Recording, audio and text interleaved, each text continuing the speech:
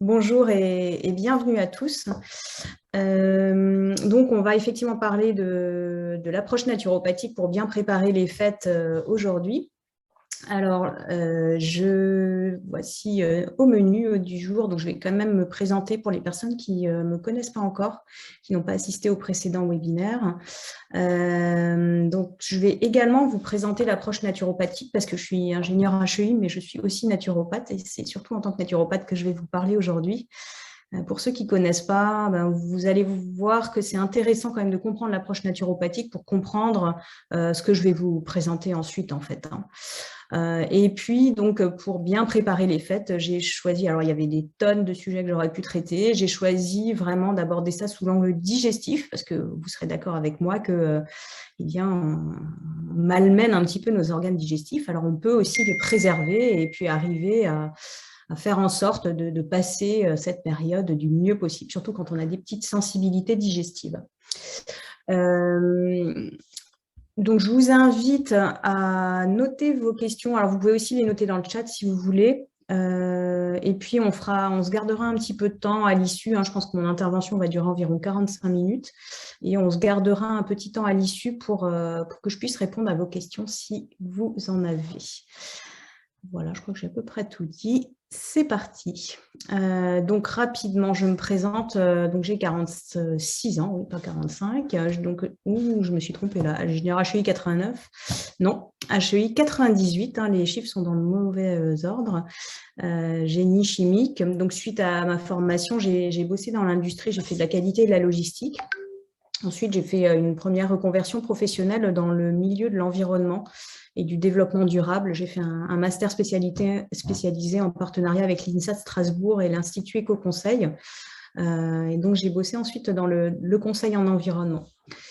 Alors, la naturopathie, en fait, elle ne s'est pas offerte à moi en tant que profession tout de suite. Je me suis formée vraiment pour ma propre curiosité. Et puis, en fait, c'est pendant cette formation que je me suis vraiment rendu compte que je trouvais ça vraiment super intéressant. Et du coup, j'ai décidé d'en faire une activité. Donc, je fais du conseil aujourd'hui. C'est beaucoup de conseils, donc de la consultation finalement. Je me suis spécialisée dans tout ce qui est alimentation, nutrition, micronutrition. C'est des sujets qui m'intéressent beaucoup. Je travaille aussi beaucoup avec les plantes et les huiles essentielles, et puis globalement, on va dire l'hygiène de vie. Je suis basée en Alsace, à côté de Strasbourg, mais je fais aussi beaucoup de consultations en visio. Alors en fait, moi, je suis venue à la naturopathie surtout parce que j'ai un profil de trailleuse, donc je suis très sportive, je fais beaucoup de sports d'endurance en montagne. Pardon. Et donc, en fait, c'est à cause de cette pratique, ou grâce à cette pratique, que je me suis dit qu'il fallait prendre soin de son corps et donc bien s'alimenter, avoir une bonne hygiène de vie. Vous allez comprendre pourquoi la naturopathie est une approche très intéressante. Alors, je m'excuse, j'ai un chat dans la gorge.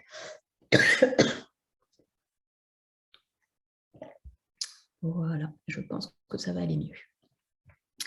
Donc, comme je vous le disais, aujourd'hui, je fais du conseil.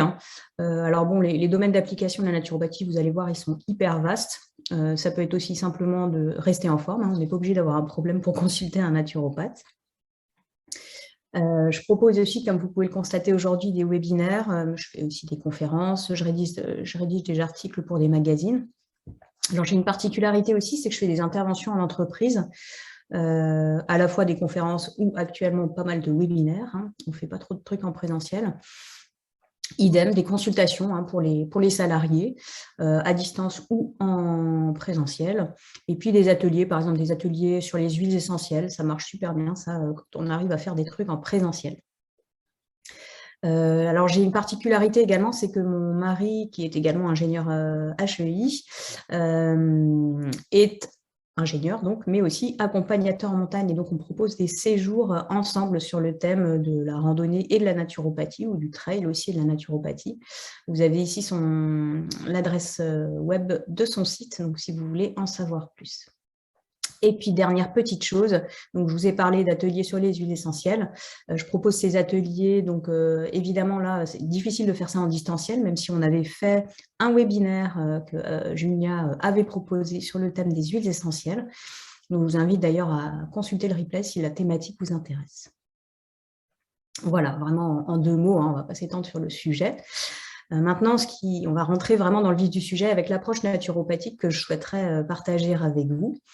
Alors, un premier élément concerne donc la naturopathie. Qu'est-ce que c'est, tout simplement, hein. Donc, première chose à savoir, c'est que la naturopathie, elle s'intéresse à la personne dans sa globalité. Elle ne va pas s'attacher uniquement à un symptôme. Donc, je donne toujours l'exemple du bouton. Si on a un bouton sur le visage, eh bien, on ne va pas simplement mettre une pommade pour faire en sorte que le bouton n'existe plus, parce qu'on a toutes les chances qu'il apparaisse ailleurs si on ne supprime pas la cause du problème. Du coup, eh bien, on va prendre du recul et chercher la cause, voire la cause de la cause. On va essayer de comprendre pourquoi ce bouton est apparu. Deuxième chose, donc, qui est forcément un petit peu liée, c'est que la naturopathie a une visée préventive. Le naturopathe, hein, c'est un peu un éducateur de santé. L'idée, c'est vraiment de prévenir pour durer le plus longtemps possible, donc être le plus longtemps possible en bonne santé. Donc, on va faire beaucoup de prévention en naturopathie. La troisième chose qui est vraiment géniale aussi, c'est qu'on travaille beaucoup avec des notions de terrain, c'est-à-dire des prédispositions à développer certains types de pathologies. Alors, le terrain, votre terrain, mon terrain, sont constitués de 3 choses. On a premièrement la constitution. La constitution, ça va être l'héritage génétique, c'est-à-dire en gros ce que vous ne pouvez pas vraiment maîtriser, hein, c'est des choses que vos chers parents vous ont données. Ensuite, on a le tempérament. Donc ça, c'est l'état dans lequel je suis aujourd'hui. Alors, vous imaginez bien que l'état, il peut vraiment varier d'un jour à l'autre, même d'une heure à l'autre, ou d'un mois à l'autre. En fait, ce qu'il faut vraiment prendre en compte, c'est que notre situation n'est pas la même tout au long de l'année. Et donc, c'est pour ça que le tempérament est important à prendre en compte. Dernière chose qu'il faut prendre en compte, c'est l'état d'encrassement. Alors, ce n'est pas très, très sexy de parler d'encrassement, mais c'est quand même ça. L'encrassement de tout ce qui est toxines de votre corps. Vous pouvez avoir des toxines que vous produisez vous-même, qui vont être les toxines endogènes, et puis il va y avoir des toxines exogènes qui viennent des milieux extérieurs que vous ne maîtrisez pas. Ça peut être par exemple les ondes électromagnétiques, ça peut être la pollution atmosphérique, c'est des choses, évidemment, vous n'avez pas vraiment la main dessus. Par contre, la pollution endogène, les choses que vous fabriquez vous-même, il y a une partie que vous pouvez maîtriser vous, et il y a une autre partie que vous ne maîtriserez pas. Mais rassurez-vous, je vais rentrer dans le détail.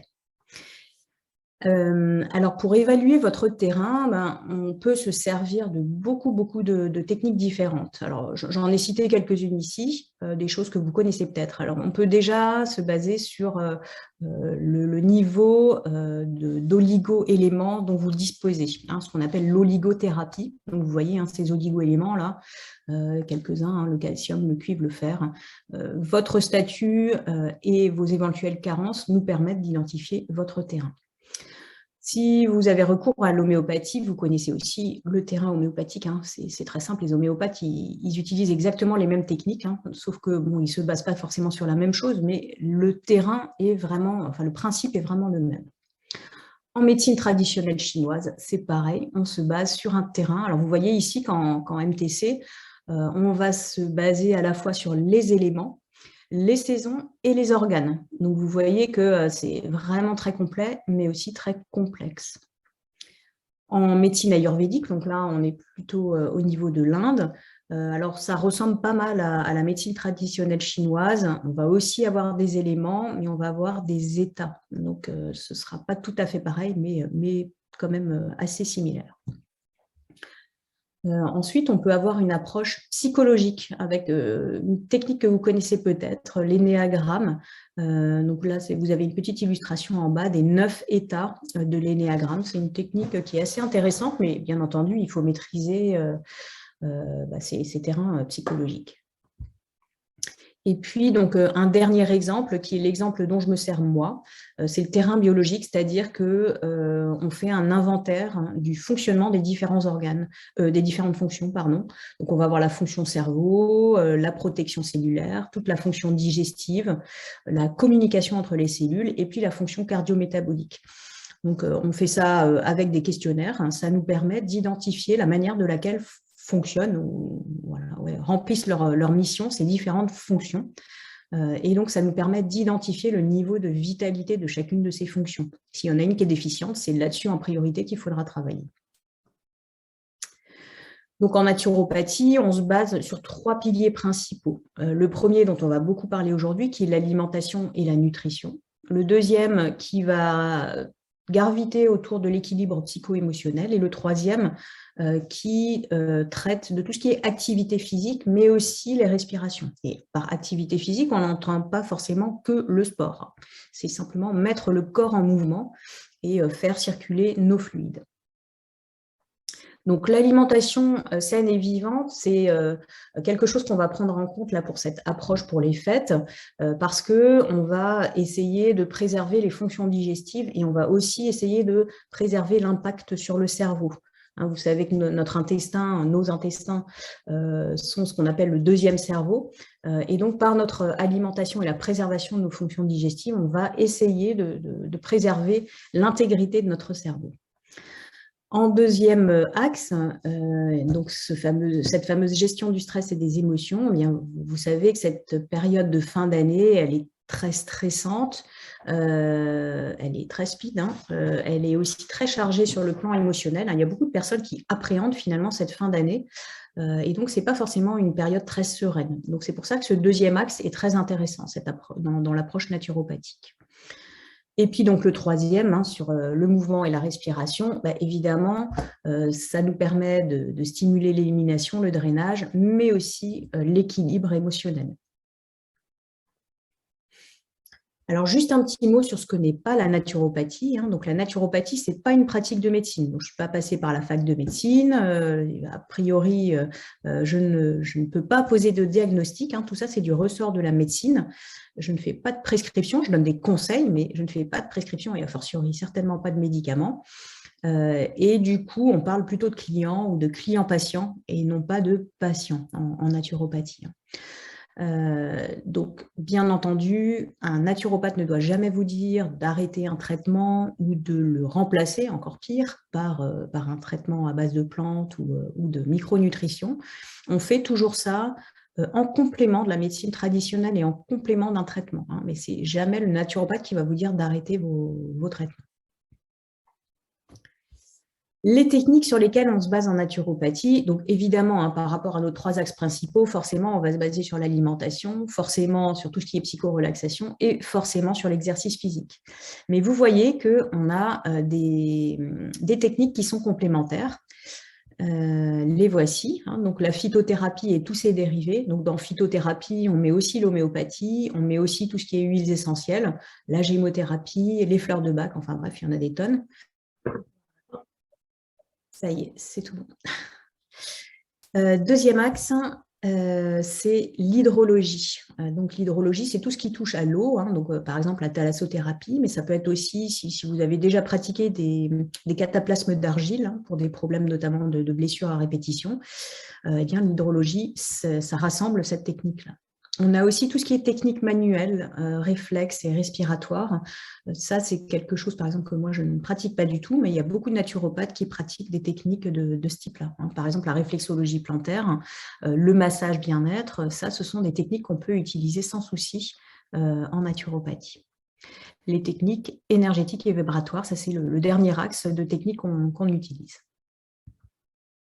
Alors, un dernier petit mot sur une consultation, comment ça se présente. Alors là, je vous explique comment moi je travaille, mais je pense que globalement, c'est à peu près pareil chez tous les naturopathes. Alors bien sûr, là, avec le Covid et puis bon, la 5e vague, on s'adapte et on peut faire aussi des consultations en visio. Alors moi, en amont, je demande des petits devoirs, hein, c'est-à-dire de faire un petit suivi alimentaire avec des questions, hein, pour m'aider à identifier rapidement quel est votre terrain. Et puis, donc, le premier entretien, il dure environ 1h30. Alors, on est obligé de prendre toute cette durée pour vraiment faire un inventaire complet des habitudes, des pratiques. Il faut ça pour arriver vraiment à bien identifier tous vos antécédents et la manière de laquelle vous gérez votre hygiène de vie. Donc, pendant cet entretien, ressortent des conseils. Alors, ça dépend des objectifs, bien sûr, hein, mais des conseils au niveau de l'alimentation et de l'hygiène de vie. On peut conseiller des plantes, des vitamines, tout ce qui est micronutrition, ou bien des huiles essentielles, des fleurs de bac, des techniques manuelles, etc. Ce n'est pas obligatoire, hein. On peut faire déjà beaucoup de choses avec juste l'alimentation et l'hygiène de vie. Le maître mot, c'est vraiment de rester réaliste par rapport à ce que vous avez envie de faire et de ne pas être trop ambitieux. Voilà, alors maintenant, je vais vraiment rentrer dans le vif du sujet, hein, donc ce qui vous intéresse aujourd'hui, à savoir bien préparer les fêtes. Et donc, vous voyez, j'ai laissé hein, les trois axes. Hein, donc, je vais parler surtout de choyer ses organes digestifs aujourd'hui, mais retenez bien qu'il nous resterait également à parler de gestion du stress et de ses émotions, et puis du mouvement et de la respiration, qui sont les deux autres axes de la naturopathie. Mais bon, là, en 45 minutes, c'était un peu compliqué de parler tout. Donc, je me suis dit, je vais vous parler surtout des organes de digestion. Alors, ces organes de digestion, là, c'est plutôt des organes d'élimination. Ils sont au nombre de 5. Alors, la femme en a un sixième. Donc, les organes, on en a 3 principaux qui sont le foie, les reins et les intestins. Et deux secours qui sont la peau et les poumons. Et puis, donc, vous voyez que la femme, elle en a un sixième. Alors, des fois, on dit que c'est l'utérus, des fois, on dit que c'est le vagin, qui nous permettent également d'évacuer des toxines et des déchets par cet intermédiaire-là. Donc, on va tout simplement rentrer dans le détail de chacun de ces organes d'élimination, savoir quels sont leurs signes d'engorgement, comment est-ce qu'on peut les soulager et comment est-ce qu'on peut prévenir leur engorgement également. Puisque, bien entendu, ils sont mis à mal pendant les agapes on va dire, c'est même pas forcément juste Noël et Nouvel An, hein, c'est pendant tout le mois de décembre. En tout cas, chez nous, en Alsace, je peux vous dire qu'il y a déjà largement de quoi faire pour encrasser nos organes d'élimination dès le début du mois de décembre.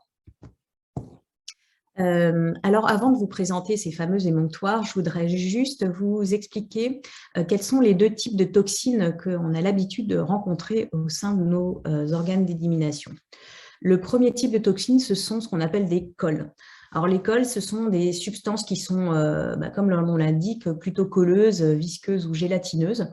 Ça va être des déchets de type glaire, des mucus, des crachats, du pus qu'on peut avoir, par exemple, lorsque l'on fait de l'acné ou de l'eczéma, quand ce ne sont pas des acnés ou eczéma secs. Vous voyez à peu près le type de déchets que ça peut être. Ces déchets-là, leur problème, hein, s'ils ne sont pas évacués suffisamment correctement, c'est que forcément, par leur texture, ils vont épaissir le sang, ils vont ralentir la circulation sanguine. Et donc, si on n'arrive pas à suffisamment bien les évacuer, au fur et à mesure de leur accumulation, ils peuvent devenir des précurseurs de troubles cardiovasculaires. Donc, il faut vraiment qu'on arrive à s'en occuper. Si notre foie fonctionne correctement, eh bien, tout va pour le mieux dans le meilleur des mondes. Il va filtrer notre sang. Ces déchets cols vont être évacués et dilués dans la bile. Hein, c'est à ça qu'elle sert, entre autres, la bile. Et tout ce petit monde va être charrié dans nos intestins de manière à ensuite être évacué par les selles. Donc ça, c'est si le foie fonctionne correctement. Mais notre foie, il peut être surchargé, hein, ce sont des choses qui arrivent. Et dans ce cas-là, on va faire appel aux organes de secours pour évacuer ces déchets. Donc, on va faire appel aux poumons, qui risquent, s'il y a surcharge là aussi, de développer des problèmes de type asthme ou bronchite. On va faire appel à la peau, qui va risque de développer des boutons ou de l'eczéma. Hein. Donc, vous vous souvenez de mon exemple du bouton tout au début. Si le foie est surchargé, genre excès de chocolat, c'est juste un exemple, hein, et si la peau n'arrive pas bien à évacuer, on développe des boutons un peu partout. Donc forcément, en première intention, ce qu'on va faire, c'est d'abord soulager et régénérer le foie avant de traiter la peau. Alors bien entendu, c'est un petit peu frustrant parce qu'on a envie d'enlever le bouton, mais il vaut mieux s'attaquer à la cause plutôt qu'à la conséquence. Et puis, donc, avec ce dernier organe d'élimination qui est le vagin, donc en cas de surcharge du foie, on peut éventuellement éliminer des déchets par l'intermédiaire de pertes vaginales. Alors, les sources de col, alors vous allez voir, hein, évidemment, je vais parler un petit peu toujours des mêmes types d'aliments, hein, mais c'est comme ça malheureusement. On va les trouver dans tout ce qui est sucre industriel, c'est-à-dire des sucres raffinés, hein, des sucres blancs, dans tout ce qui est dérivés sucrés, les sirops de glucose, sirops de fructose et compagnie. Alors, on va les trouver aussi dans tout ce qui est céréales, particulièrement les amidons. Alors, même si c'est bio, même si c'est complet, malheureusement, les céréales sont des sources de col. Ça ne veut pas dire qu'il faut arrêter de manger des céréales, ça veut dire simplement qu'il faut en manger avec parcimonie. Pareil pour les lipides. Alors, ce n'est pas tous les lipides, mais particulièrement tout ce qui est beurre. Donc, on va, pareil, retrouver de l'excès de beurre, de l'excès de graisse d'une manière générale, et aussi donc, présent dans tout ce qui est huile saturée. Donc là, ce sont tous les produits animaux. Donc, le beurre en faisant partie. On va essayer de ne pas abuser de ces produits. Mais il ne s'agit pas de les supprimer, bien sûr. Les produits chimiques, alors là j'ai mis quelques exemples, mais bon, vous imaginez bien que dans notre alimentation, on est soumis à des tonnes de produits chimiques, qu'on le veuille ou non, des engrais, des pesticides, des additifs. Alors c'est pour ça que c'est vrai qu'en naturopathie, on aime bien orienter vers une alimentation plutôt d'origine biologique, parce qu'on limite les dégâts. L'alimentation bio, ce n'est pas la panacée, mais on va dire que c'est moins pire que le reste. Plus vous mangez, vous ingérez des aliments qui ne sont pas exempts de produits chimiques, et forcément plus vous vous intoxiquez parce que votre foie il n'est pas fait pour ça, donc il filtre, mais au bout d'un moment il s'encrasse. C'est pour ça qu'on essaye d'aller vers des aliments qui sont les moins dénaturés possibles, les moins transformés possibles, de manière à vraiment maîtriser quels sont les intrants qu'on va retrouver sur ces produits. Et puis, donc peut-être une dernière chose que vous ne connaissez pas, c'est l'objet de l'image du centre. Ce sont ce qu'on appelle des produits issus de la réaction de Maillard. En fait, c'est une réaction qui se produit entre des sucres et des protéines. Donc, il faut que votre aliment il contienne des sucres et des protéines. Et malheureusement, c'est présent dans plein d'aliments. C'est une réaction qui se produit quand on cuit à une température un petit peu trop élevée cet aliment. Donc, c'est ce qui donne en fait une croûte avec un petit goût un petit peu caramélisé, donc un truc vraiment très sympa et très bon. Donc, par exemple, une viande grillée, par exemple, un gratin, par exemple, un pain grillé. Si vous mangez un pain avec une croûte très cuite, vous allez avoir beaucoup de métabolites de la réaction de Maillard. Et bien ça, ce sont aussi des sources de colle, donc des choses que votre foie va devoir évacuer, malheureusement pour lui. Enfin, si vos organes digestifs globalement ne fonctionnent pas très bien, et particulièrement les intestins, il va se produire à la fois dans le côlon ascendant, mais dans le côlon descendant également. On va rentrer dans le détail là aussi. Des fermentations qui seront plutôt d'origine des sucres mal digérés, et puis de la putréfaction qui sera plutôt d'origine des produits animaux mal digérés. Donc, il est vraiment important, là aussi, de bien s'occuper de ses intestins, on va voir comment, pour éviter cet encrassement supplémentaire. Deuxième type de toxines, ce sont les acides, qu'on appelle aussi des cristaux. Donc, ce sont des cristaux, des calcifications, des sels minéraux solidifiés. Normalement, ils sont évacués par les reins et par les poumons si ces derniers fonctionnent correctement. Mais s'ils sont surchargés, dans ce cas-là, en fait, ces déchets acides, ces cristaux vont se loger dans les articulations et dans les tissus. Alors, vous voyez, je vous ai mis quelques petits symptômes de cet entoxinement aux déchets acides. Ça peut être des articulations douloureuses, des articulations qui grippent un petit peu. Ça peut être des yeux qui grattent, des calculs de tout type, des crises de gouttes, de l'eczéma sec. Voilà, ce sont juste quelques exemples d'un encrassement aux déchets acides. Alors, quelles sont les sources de ces déchets acides? Là aussi, on va avoir un excès alors de tout ce qui produit finalement des déchets acides. On va avoir les protéines animales, donc qui vont produire de l'acide urique. Un excès, alors j'ai mis plus parce qu'il faut déjà quand même y aller pour en créer, mais n'empêche qu'il faut quand même le savoir, notamment les végétariens, ils peuvent manger beaucoup de protéines végétales. Donc un gros excès de protéines végétales qui produit de l'acide carbonique. Tout ce qui contient de l'acide oxalique, donc vous voyez, je vous ai mis quelques exemples, on a aussi les épinards qui en contiennent.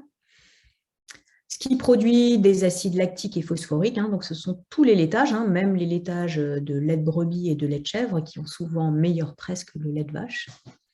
Ensuite, le fait que vous ne mastiquiez pas suffisamment, notamment les protéines, puisque donc vous vous souvenez de ces putréfactions dont je vous ai parlé à l'instant, le fait de mal mastiquer, de mal imbiber les aliments de salive vont favoriser la production de ces putréfactions digestives. Parce que, en fait, en gros, vos intestins vont ramer pour bien digérer vos aliments.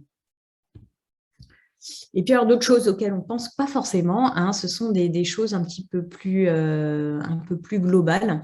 Le fait d'être très stressé, le fait d'avoir une très forte activité intellectuelle, d'être soumis à des émotions fortes ou également à du surmenage, eh bien, tout ça va générer des acides également, hein, donc de l'acide pyruvique ou de l'acide urique. Donc voilà pour les deux types de déchets. Alors comment est-ce qu'ils sont évacués ces déchets? Donc vous voyez les cols principalement dans les intestins, mais les intestins vont aussi traiter des acides. Les poumons vont traiter donc plutôt des déchets d'ordre toxines, graisses, mais ils peuvent aussi traiter des déchets acides, comme donc tout ce qui est tout sèche.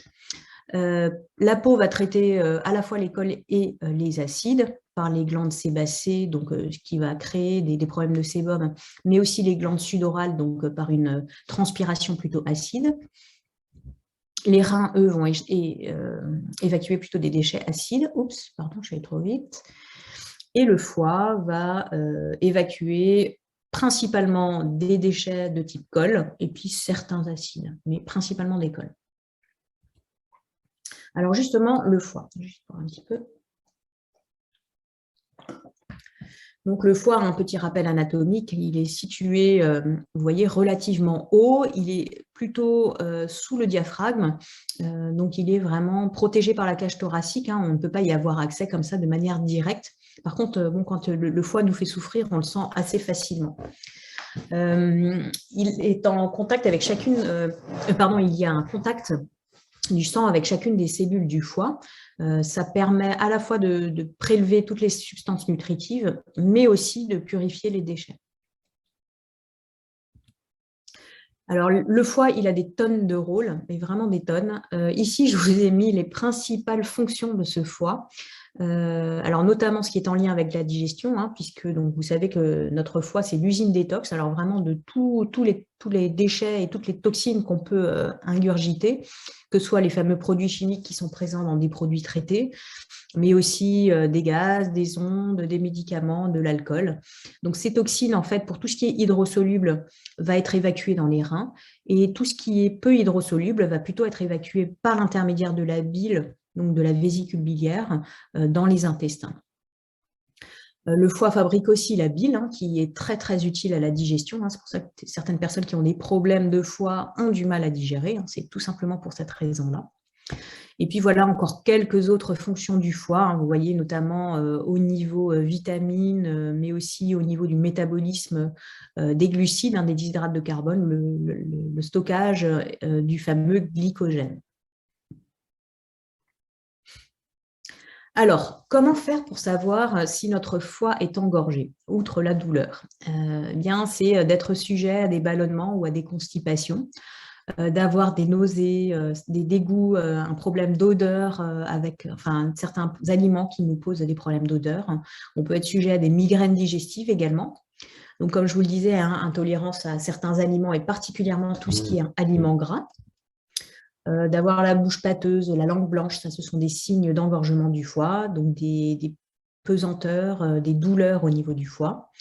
Le fait d'avoir le teint ou les yeux jaunâtres, c'est un signe de stagnation de la bile. Et puis, le fait de se réveiller entre 1h et 3h du matin, alors ce n'est pas une blague, hein, c'est vraiment un signe d'engorgement du foie, notamment en médecine traditionnelle chinoise. Comment va-t-on faire pour le ménager? Alors, vous l'aurez bien compris, on va essayer de limiter au maximum tout ce qu'on peut limiter soi-même, c'est-à-dire tout ce qui est additif, insecticides, pesticides, donc en allant vers une alimentation qui est la moins dénaturée possible.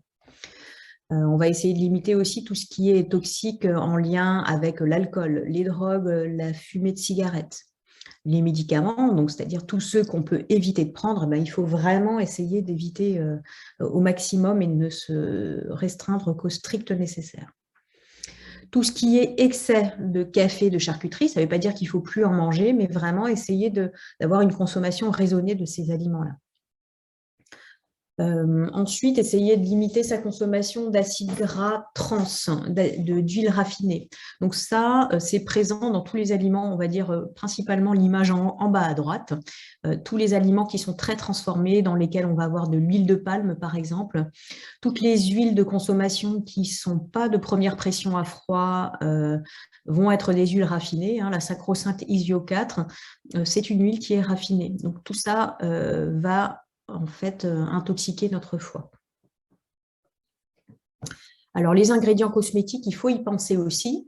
Vous imaginez bien que voilà, une crème que je me mets sur ma peau, si elle contient des produits qui ne sont pas souhaitables, ils vont pénétrer par l'intermédiaire de ma peau. Ensuite, ils vont rentrer dans la circulation sanguine et ce sont des choses qui vont devoir être évacuées par mon foie. Donc là aussi, par le contrôle de mes produits cosmétiques, je peux limiter l'intoxication de mon foie. Et puis, donc, ondes, rayons. Bon, ben, ça, ce n'est pas forcément évident de maîtriser le Wi-Fi des voisins, mais si déjà on arrive à maîtriser le sien et puis d'utiliser le Wi-Fi que le strict nécessaire, ce sera déjà très bien.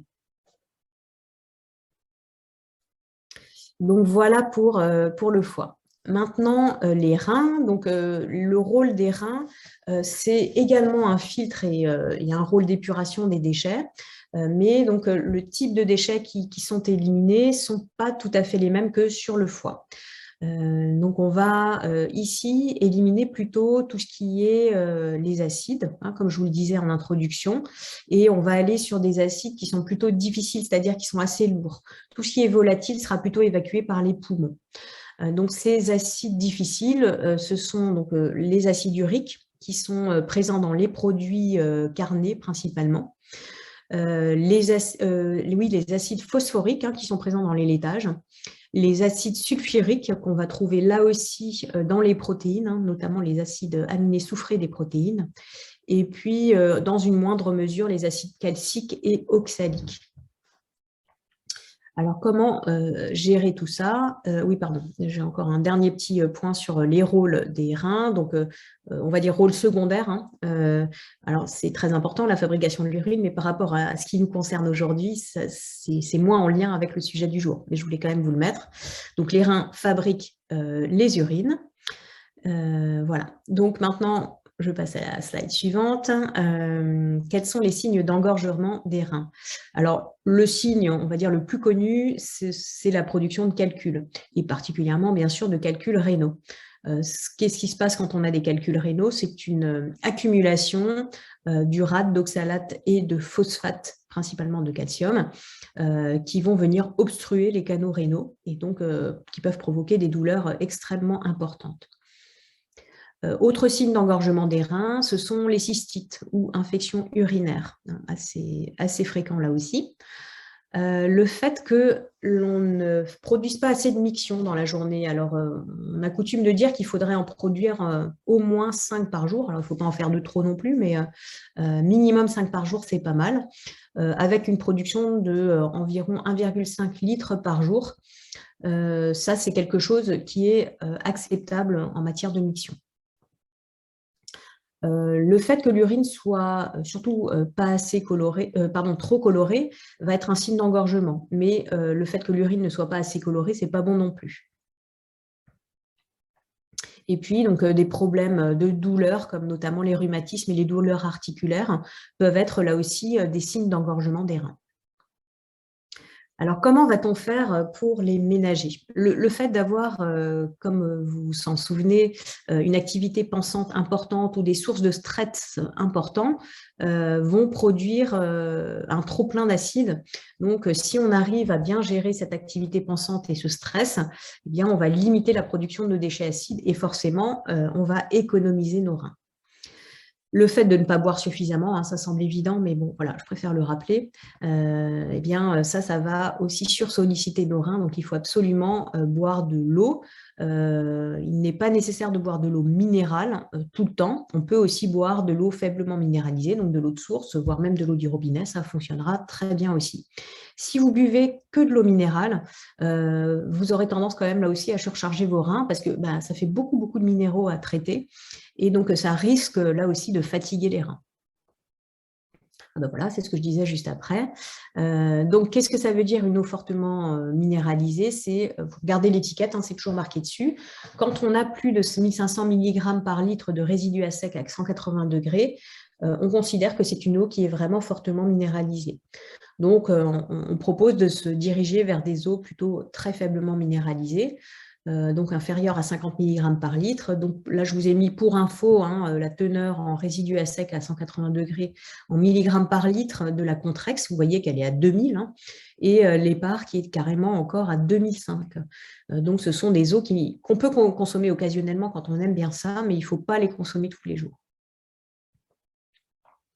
Enfin, donc, bien entendu, on va limiter la consommation en excès des aliments qu'on a vus qui étaient source de déchets acides, donc notamment tout ce qui est produits carnés, le sel, les antalgiques, enfin tout ce qui est médicaments, les anti-inflammatoires non stéroïdiens, la caféine, l'alcool, la cigarette et puis les sucres raffinés.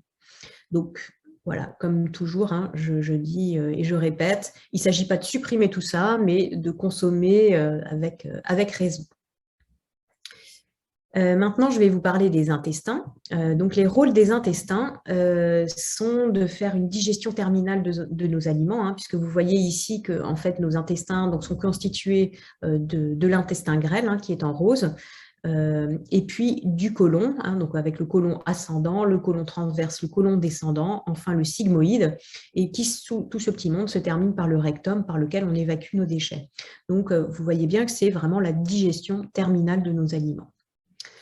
Donc, comme je vous l'ai dit déjà un petit peu plus tôt, nos intestins sont considérés comme notre deuxième cerveau parce qu'ils ont un rôle vraiment prépondérant dans tout ce qui est contrôle de la glycémie, contrôle de la satiété, fabrication d'un neurotransmetteur qui s'appelle la sérotonine, qui est responsable de notamment notre bonne humeur, qui est un précurseur de la mélatonine, donc qui est l'hormone du sommeil. Enfin, vous voyez que c'est vraiment un rôle majeur. Alors, on pense beaucoup à la digestion au niveau des intestins, mais voilà, retenez qu'il y a aussi un rôle très important sur la gestion de l'humeur. Les intestins sont aussi le siège de 70% environ de nos cellules immunitaires, donc ils ont un rôle prépondérant au niveau de l'immunité. Je vous dis juste après, voilà, 70% des cellules immunitaires. Donc, dans les intestins, on fabrique et on assimile également de très nombreux nutriments. Et puis, donc, on transforme les cols en matière fécale avec une gestion du taux de l'humidité de ces matières fécales de manière à pouvoir évacuer les sels. Alors, les signes d'engorgement des intestins, bon, bien évidemment, c'est un trouble du transit. Si, par exemple, vous avez une alternance de constipation et de diarrhée, bien ça, c'est un signe d'engorgement des intestins. Ça veut dire que ça ne fonctionne pas correctement. Alors, qu'est-ce que c'est une constipation? Ça veut dire que je vais à la selle moins d'1 fois par jour. Qu'est-ce que c'est une diarrhée? C'est que j'y vais plus de 3 fois par jour. Alors là, on parle de fréquence, mais on a aussi une question de consistance. Oui, parce que c'est très, très technique, le transit et la consistance des selles. En fait, on a une échelle avec 7 niveaux. Donc, il faut être au milieu, entre 3 et 4. Et donc, cette consistance, c'est quoi? C'est des selles moulées. C'est-à-dire que si on a tout le temps des selles qui sont dures ou tout le temps des selles qui sont vraiment très liquides, même si c'est 1 fois par jour, c'est que malgré tout, les intestins ne fonctionnent pas correctement. Si vous êtes sujet régulièrement à des ballonnements, à des fermentations, à ce qu'on appelle l'intestin irritable, c'est-à-dire vraiment des douleurs de manière récurrente, là aussi, ça veut dire que vos intestins sont en souffrance. Et puis, donc là, on va aborder plutôt le côté immunitaire. Si vous êtes sujet à des allergies, les allergies sont simplement un emballement du système immunitaire. Si vous êtes sujet à des maladies auto-immunes, comme la maladie de Crohn par exemple, ou le psoriasis, ou à des maladies inflammatoires chroniques, il y a fort à parier que vos intestins ne fonctionnent pas correctement. Alors, comment va-t-on faire pour les ménager? Alors, je vous ai remis le point excès alimentaire avec un petit smiley, parce que bon, je ne vais pas rentrer dans le détail. Vous avez bien compris que si vous arrivez à avoir une alimentation qui est à peu près équilibrée, avec des aliments normaux, où on comprend les ingrédients, ou des aliments relativement bruts, vous allez là aussi arriver à ménager vos intestins au même titre que les autres organes d'élimination dont on a déjà parlé, bien entendu. Alors, comment faire pour limiter tout ce qui est fermentation, les fermentations qui vont se produire dans la partie ascendante du côlon? Eh bien, en fait, ces fermentations, elles sont dues à des sucres mal digérés. Donc, par exemple, le fait de manger des sucres en fin de repas, il y a certaines personnes qui vont très mal supporter cela et donc provoquer des fermentations au niveau droit, hein, donc quand on regarde notre abdomen, au niveau droit de la partie intestinale. Idem, certaines personnes qui mangent des protéines avec des amidons, par exemple, qu'est-ce que je vais donner comme exemple? Un steak avec du riz ou des pommes de terre, eh bien, certaines personnes ne digèrent pas bien du tout ce type d'association et ça provoque des fermentations des sucres. Donc, bien là, il faut simplement arriver à bien identifier est-ce que c'est un point faible chez moi. Et dans ce cas-là, j'évite de manger des sucres en fin de repas ou j'évite d'associer des protéines fortes, donc des protéines animales, avec des amidons. Le fait d'avoir une candidose, là aussi, peut vraiment être très délétère pour nos intestins. Alors, qu'est-ce que c'est une candidose? C'est tout simplement une prolifération d'un champignon qui s'appelle le Candida albicans. Alors, il peut être présent au sein de vos intestins, enfin, il peut être présent à pas mal d'endroits dans notre corps. Tant qu'il ne prolifère pas, on arrive à gérer, il n'y a pas de problème. Mais s'il y a prolifération, déjà, le premier signe de prolifération d'une candidose, ça va être l'apparition de mycoses, quelles qu'elles soient, hein, que ce soit des mycoses buccales, des mycoses vaginales, des mycoses cutanées. Eh bien là, il y a une question à se poser. Et alors, si en plus on a une très forte envie, addiction au sucre, là, il est possible que ce soit une candidose parce que ce champignon, le Candida albicans, se nourrit de sucre et donc quand il a faim, il vous le fait savoir. Voilà, donc le fait d'avoir une candidose et de la gérer va vous permettre de ménager vos intestins. On limite donc les produits chimiques, hein, tout ce qu'on peut, autant que faire se peut. Voilà, excusez-moi, je passe un peu vite. Et donc voilà pour nos intestins, hein, donc comment faire pour les ménager. Donc la slide suivante concerne la peau, hein, donc maintenant on passe sur les organes de secours. Donc le premier organe de secours, c'est la peau. Alors elle a là aussi beaucoup de rôles. Son premier rôle, ça va être une barrière vis-à-vis des agressions extérieures, hein, vis-à-vis par exemple des rayons ultraviolets ou de l'eau. La peau va aussi nous permettre de réguler notre température corporelle et nos échanges avec l'extérieur. C'est aussi une formidable réserve de graisse, hein, c'est ce qui nous permet de stocker une partie de nos graisses. Elle nous permet bien sûr de communiquer par l'expression, hein, que ce soit la pâleur, la rougeur. Et puis, donc, elle contient 2 types de glandes. Donc, les glandes sudoripares qui vont nous permettre de suer, comme leur nom l'indique. Donc, elles permettent de réguler la température et d'éliminer un certain type de toxines. Donc, les toxines plutôt acides. Et puis, les glandes sébacées qui, elles, sécrètent le sébum. Donc, le sébum qui va aider à éliminer plutôt les déchets de type colle.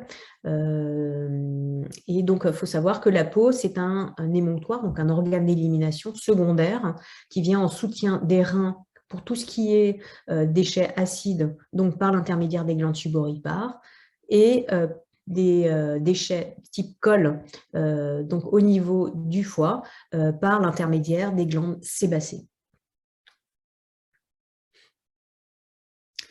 Comment identifier les signes d'engorgement de votre peau? Alors, c'est assez évident, hein, mais on va rentrer dans le vif du sujet avec, par exemple, la transpiration. Si l'émonctoire peau est bouché, eh bien, on va avoir du mal à transpirer. Le fait qu'on ait une forte odeur de transpiration, c'est-à-dire qu'il y a une accumulation de toxines au niveau des glandes sudoripares, ou le fait, par exemple, que vous oxydiez vos bijoux très fortement, ça c'est aussi un signe d'engorgement, c'est-à-dire qu'il y a trop de toxines acides à évacuer, et donc on a une forte odeur ainsi qu'une oxydation des bijoux. Le fait de développer des pathologies de la peau, alors ça peut être des simples démangeaisons, des rougeurs, mais ça peut aller jusqu'à l'eczéma, des urticaires. Donc là, c'est aussi trop de toxines à évacuer. Le fait d'avoir une peau qui est très grasse, hein, donc avec un excès de sébum, ou alors une peau qui est très sèche, où là, du coup, il n'y a pas assez de sébum. Et puis, donc, voilà, je reviens avec mon fameux bouton, hein, donc la glande sébacée qui va être débordée, qui va se boucher, et donc je produis un bouton. Hein. Donc là, c'est vraiment le signe le plus connu. Donc, pour l'aménager, comment va-t-on faire cette peau? Donc, évidemment, on va essayer déjà d'identifier s'il y a un blocage au niveau des organes principaux, que ce soit le foie, les intestins et éventuellement les reins.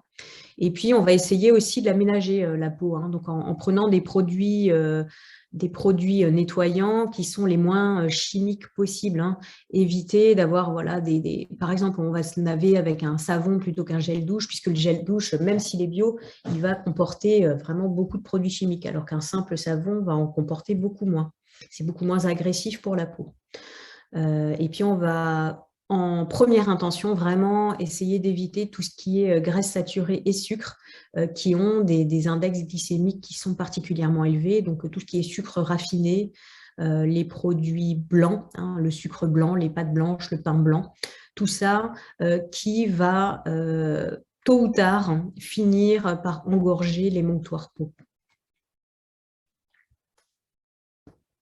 Enfin, dernier organe d'élimination, on y arrive, ce sont les poumons. Donc, le rôle des poumons, bien entendu, c'est d'éliminer tout ce qui est déchets gazeux.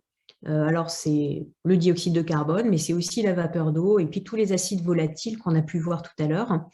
Les poumons, c'est aussi par eux que passent les déchets solides, du type poussière et pollen. C'est d'ailleurs pour ça que quand on a une surcharge ou un dysfonctionnement des poumons, on développe ce type d'allergie.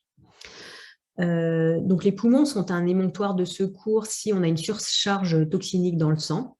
Donc on va pouvoir identifier ça par, donc pour tout ce qui est déchets acides, par un asthme irritatif ou bien des toux sèches.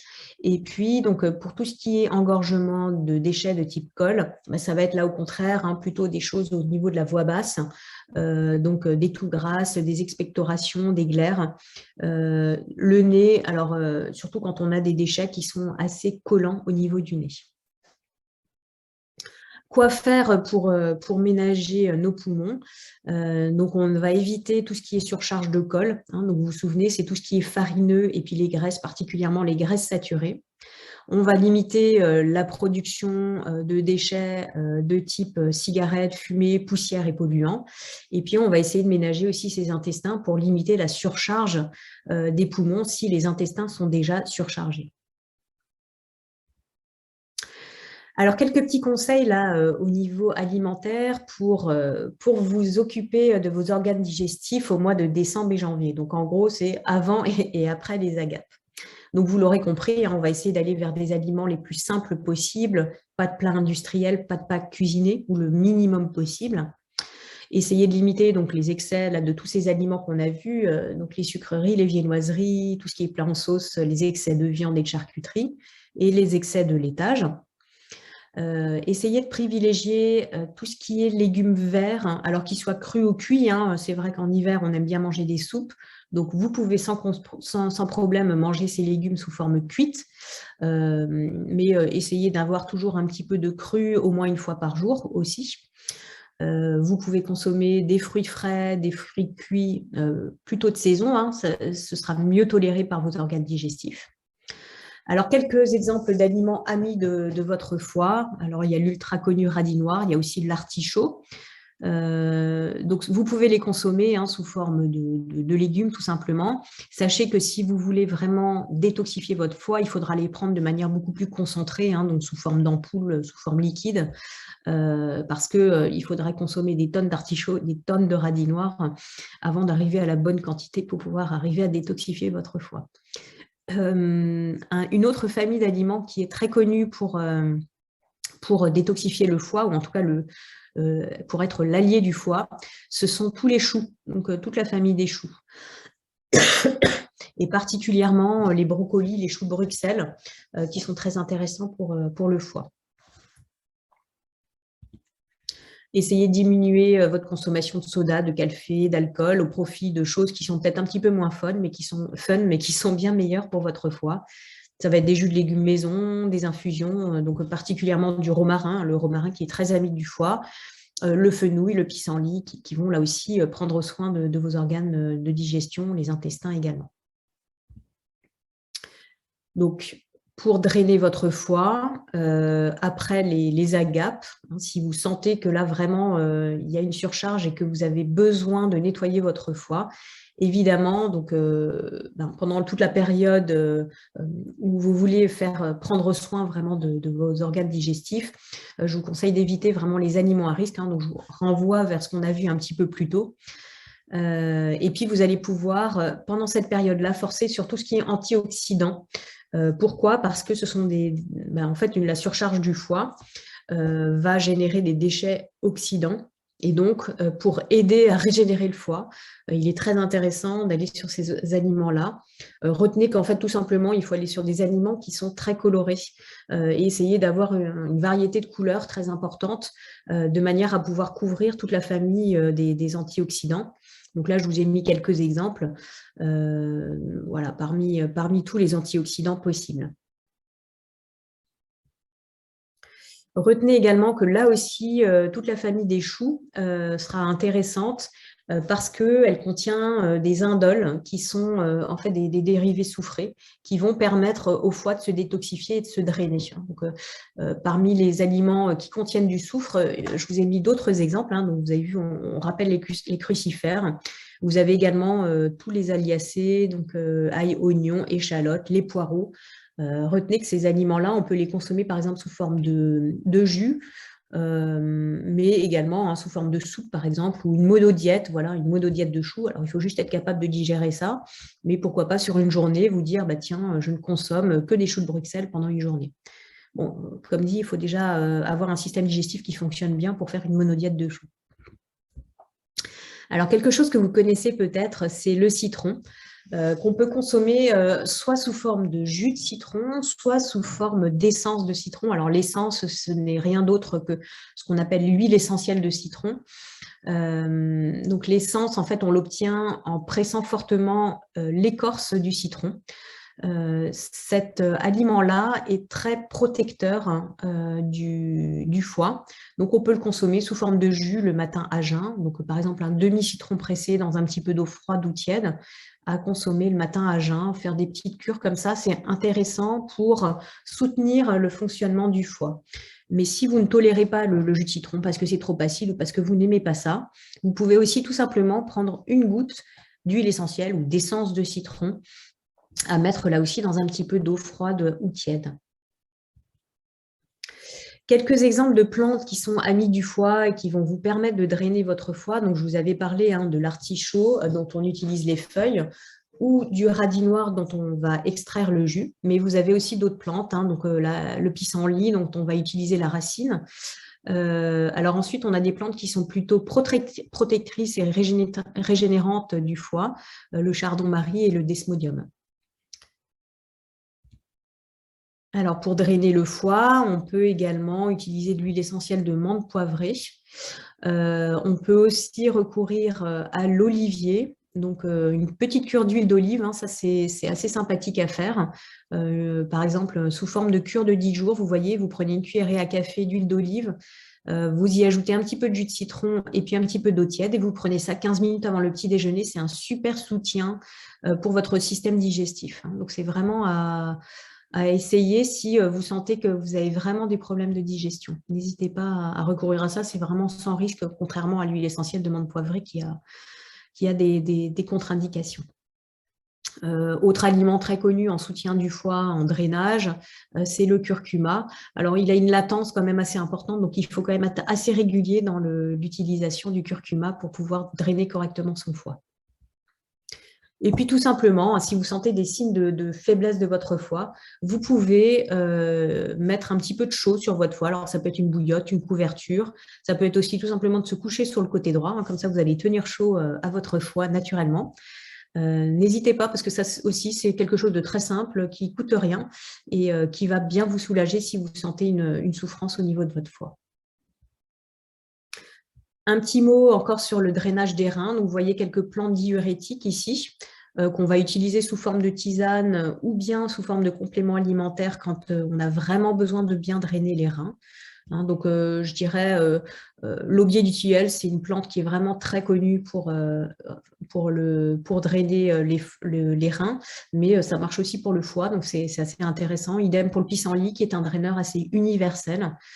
Le bouleau, c'est un dépuratif général, il est reminéralisant, donc vous savez qu'on utilise la sève de bouleau au printemps, hein, pour faire des petites cures reminéralisantes. Je trouve que c'est aussi une plante très intéressante. Quelques exemples d'aliments qui sont diurétiques. Donc, vous voyez, alors il y en a une qui est très connue, hein, c'est la cerise, dont on utilise les queues pour faire des tisanes diurétiques. Vous avez aussi quelques légumes, hein, que j'ai cités ici, qui sont diurétiques. Vous pouvez aussi vous faire des tisanes d'oignons. Alors, c'est un peu particulier, mais c'est très efficace. Il faut juste faire attention parce que c'est vraiment très diurétique. Hein, donc, je vous ai mis la recette ici. Et puis encore quelques éléments, hein, pour limiter les risques de cristallisation acide. Hein. Vous vous souvenez, je vous en ai parlé, le sommeil et la relaxation pour gérer le stress et les émotions intenses.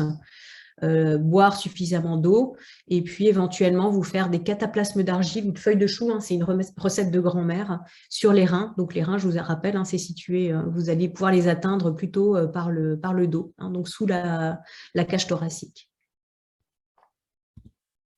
Enfin, les intestins. Alors, juste une petite notion de vocabulaire. Donc, les laxatifs sont des composés qui accélèrent le transit, ramollissent les selles et pour lesquels la sensibilité va être très variable d'une personne à l'autre. Les purgatifs, attention, ce sont des composés qui, eux, vont vraiment être très irritants, très puissants. Hein. Ils détériorent votre flore intestinale, donc il vous faudra vraiment les utiliser de manière très exceptionnelle. Alors, pour drainer les intestins, en première intention, on va vraiment recourir à l'alimentation, hein, pas besoin de laxatif ou de purgatif. Augmentez votre consommation de fibres par des légumes, des fruits plutôt crus, des céréales plutôt complets. Vous pouvez consommer des figues, des pruneaux, des graines de lin qui ont été trempées une nuit. Souvent, c'est très efficace. Augmentez peut-être votre consommation de son, hein, qu'on peut acheter tel quel en grande surface ou bien dans des magasins bio. Il faut juste faire attention si vous êtes sujet à des irritations chroniques au niveau du côlon. Ben, ça risque de ne pas être très agréable de recourir au son. Vous pouvez utiliser du psyllium, hein, c'est ce qu'on voit en bas à droite, là c'est cette illustration-là, qui est très intéressante quand on a des problèmes de transit parce qu'il n'y a pas d'accoutumance, il n'y a pas d'irritation, donc c'est vraiment quelque chose qu'on peut utiliser au long cours. Et puis, donc, bien vérifier sa consommation d'acides gras essentiels, particulièrement les oméga 3 dont on manque souvent dans l'alimentation, pour être sûr d'avoir des membranes très souples au niveau des intestins pour que les sels descendent correctement. Pour drainer les intestins, donc on peut recourir également à des plantes, hein, donc plantes laxatives. Alors, je ne vais pas m'étendre là-dessus parce que, comme dit, moi, je trouve que vraiment par l'alimentation, on arrive à faire quand même beaucoup de choses. Mais vous voyez, hein, je vous ai cité quelques plantes, le boldo, la mauve ou la réglisse. Et puis, alors, les plantes purgatives, alors là, vraiment, j'ai mis 3 dangers.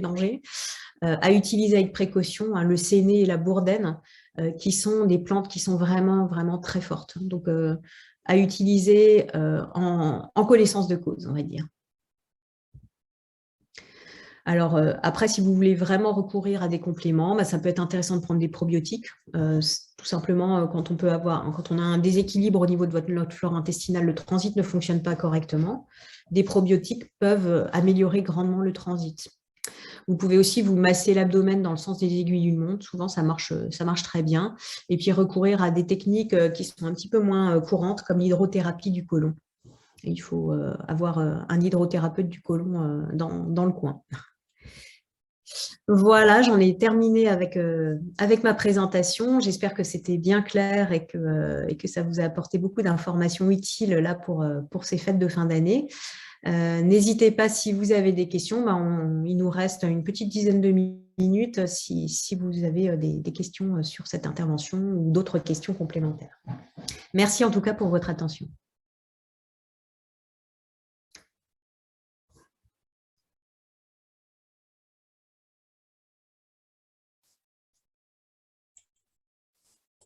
Alors, vous pouvez poser vos questions soit en réactivant votre micro, soit par le chat. Hein. N'hésitez pas, je vois que Didier a réactivé son micro et sa caméra.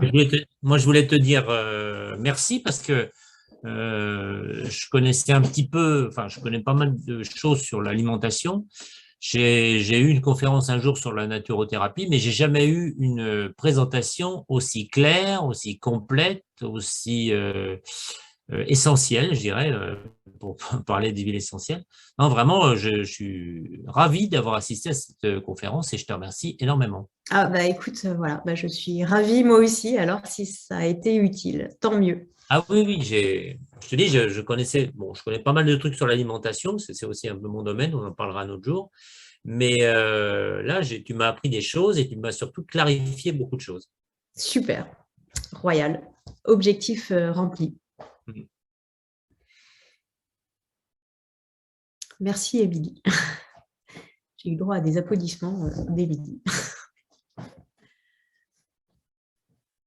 Alors, est-ce que quelqu'un d'autre voulait prendre la parole ou avait une question à poser? Après, c'est peut-être pas nécessaire. C'est vrai que c'était quand même assez complet, hein. C'était un petit peu mené au pas de charge parce que je voulais vous raconter plein de trucs. Mais Ah non, de toute façon, vous pourrez visionner le replay, hein. Agathe mettra ça sur la chaîne YouTube de Junia et je pense d'ici quelques jours, hein. Donc, n'hésitez pas à reprendre la présentation s'il y a des choses qui n'étaient pas claires ou sur lesquelles je suis allée un petit peu trop vite. Écoutez, s'il n'y a pas de questions, je crois qu'on va pouvoir clôturer ce webinaire. En tout cas, je vous remercie à tous pour votre participation. Et puis, merci Fanny.